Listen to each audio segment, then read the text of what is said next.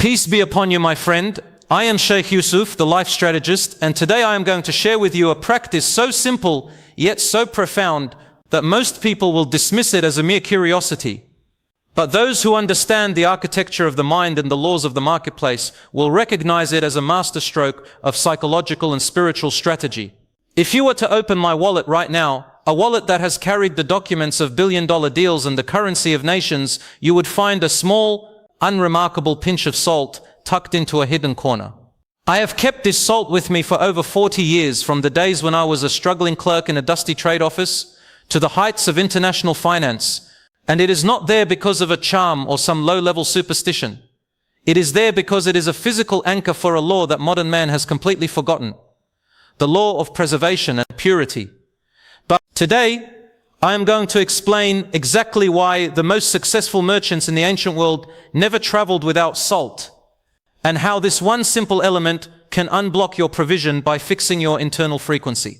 Listen to me very closely, because we're going to dive deep into the unspoken mechanics of attraction, not the wishful thinking version taught by internet gurus, but the disciplined, strategic version that actually moves the hand of the provider.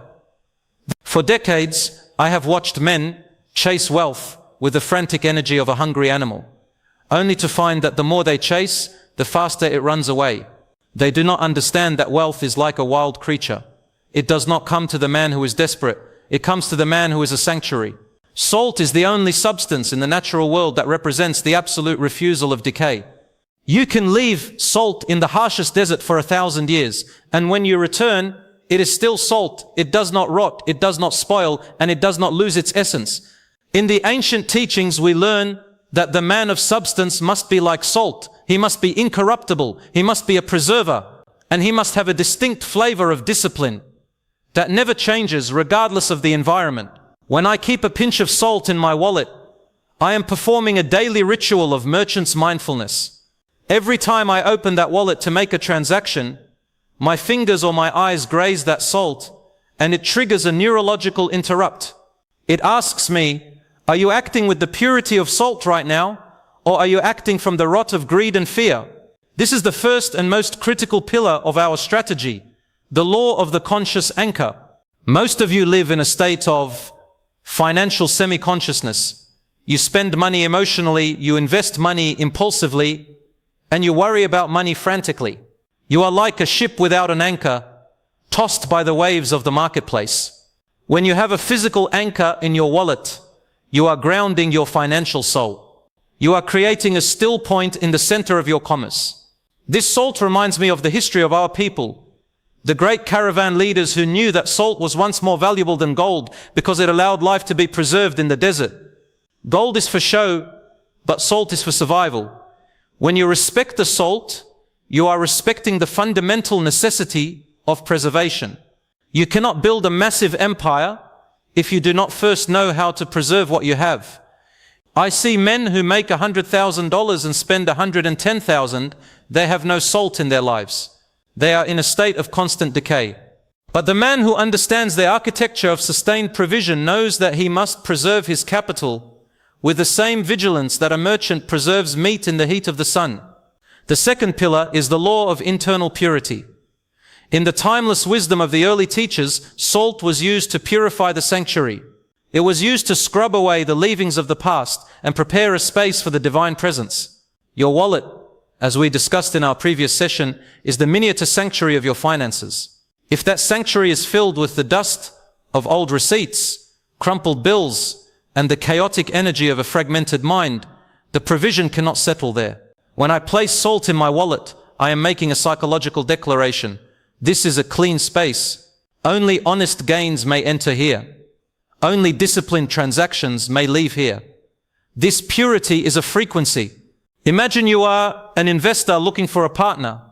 Would you choose the man whose life is a mess of half-truths and disorganized habits? Or would you choose the man who carries himself with the crystalline clarity of salt? The infinite is the ultimate investor. He is looking for a pure channel through which to move his provision. When your wallet is clean and anchored by salt, you are signaling that you are a man of high order.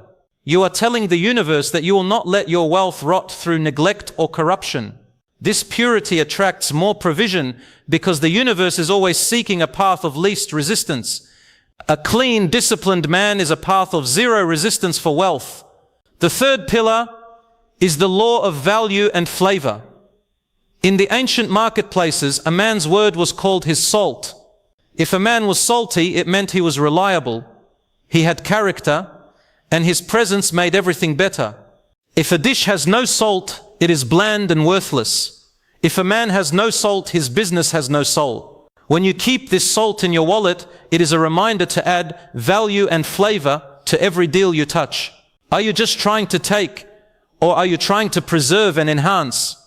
I have sat in the councils of the elite, and I noticed that the men who stay at the top for 40 years are the ones who always leave the other party better than they found them. They add salt to the transaction.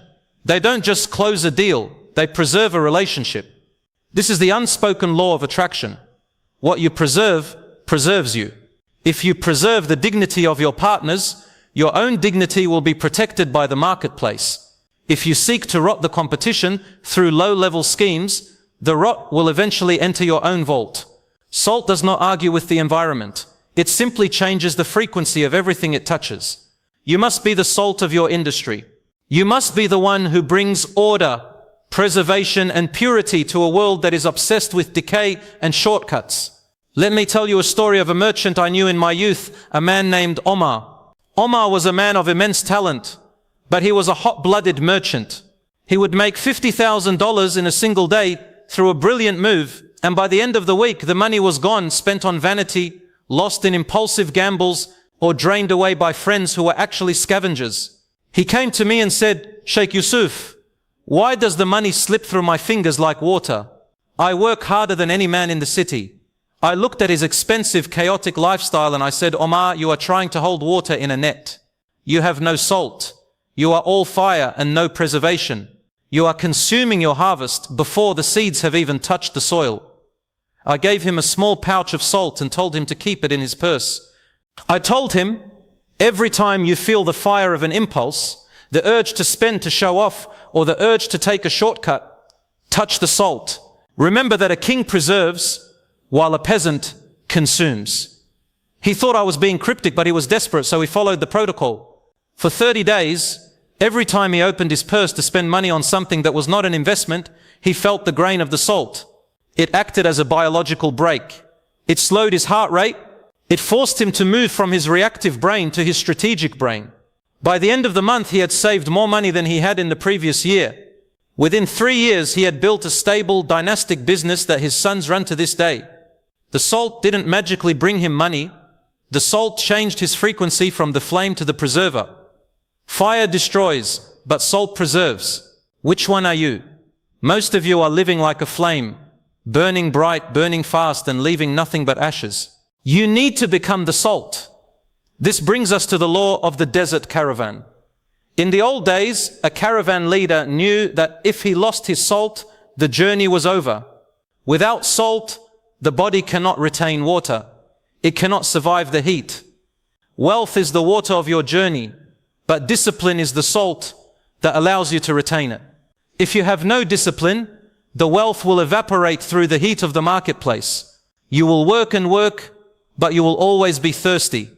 When you keep that salt in your wallet, you are declaring, "I am a leader who understands survival and retention. I am not here for a season, I am here for a legacy." This mindset is the ultimate attractor.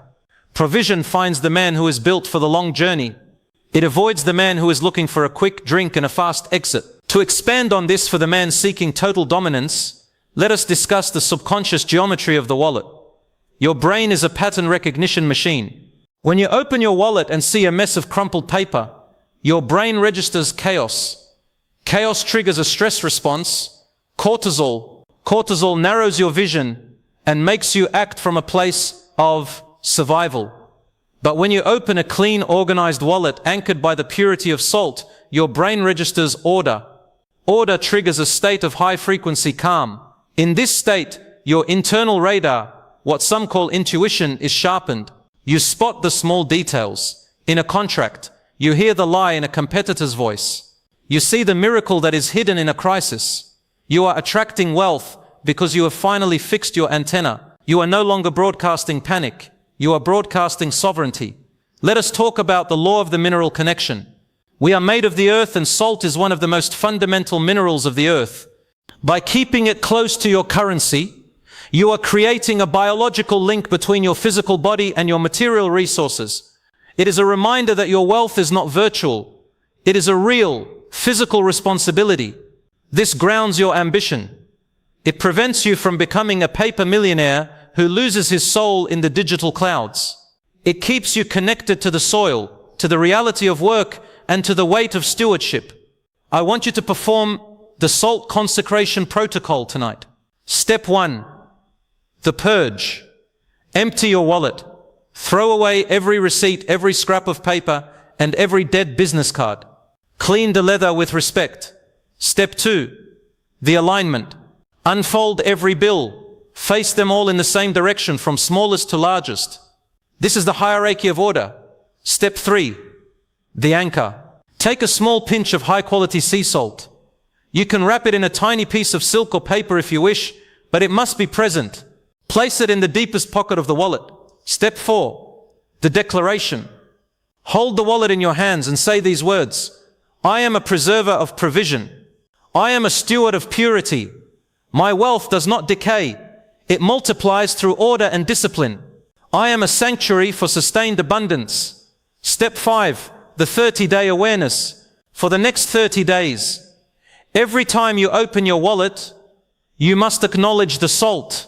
Let it be a stop sign for emotional spending and a green light for strategic investment. You will notice a shift in your financial energy by the second week. You will find that you are less hungry for the approval of others and more hungry for the growth of your empire. This is the unspoken law of attraction. Like attracts like. Purity attracts purity. Order attracts order. Preservation attracts increase. If you are currently feeling blocked, it is because your frequency is bland. You have no salt. You have no distinct character of discipline. You are just like the masses, and the masses are always broke. You must set yourself apart. You must become a man of substance. I have seen men who are drowning in debt use this simple anchor to reclaim their focus. One man told me, Sheikh Yusuf, that pinch of salt saved me $50,000 this year, because every time I went to buy something to impress people I don't like, the salt reminded me that I am a king in training, and kings do not spend like peasants. This is the power of the strategic anchor. It is a biological hack for your financial destiny. We must also speak on the law of the hidden grain. In the ancient teachings, we are told that the smallest grain can change the flavor of the entire pot. Do not underestimate the small things in your life. Your bank account is the result of thousands of small decisions. If those decisions are salted with discipline, you become rich. If they are rotted with impulse, you become poor. The salt in your wallet is a reminder that every penny counts, every second matters, and every word is a seed. You are a life strategist. You do not have the luxury of being casual with your life. The word casual and the word casualty have the same root. If you are casual with your wallet, you will be a casualty of the marketplace. Be precise, be pure, be salty. I want you to go into the comments right now and write these words: I am a preserver of wealth. By writing that, you are performing a ritual of preservation. You are telling the universe that you are no longer a consumer who is leaking energy, but a steward who is anchoring abundance. Subscribe to this channel, because next week I am going to teach you the protocol of the desert well, the specific way you must manage your internal reserves so that you never run dry, even in a financial drought. The world is full of people who want to get rich. They are looking for the lightning bolt. But the strategist is looking for the salt. He knows that the bolt may strike once, but the salt will preserve him for a lifetime.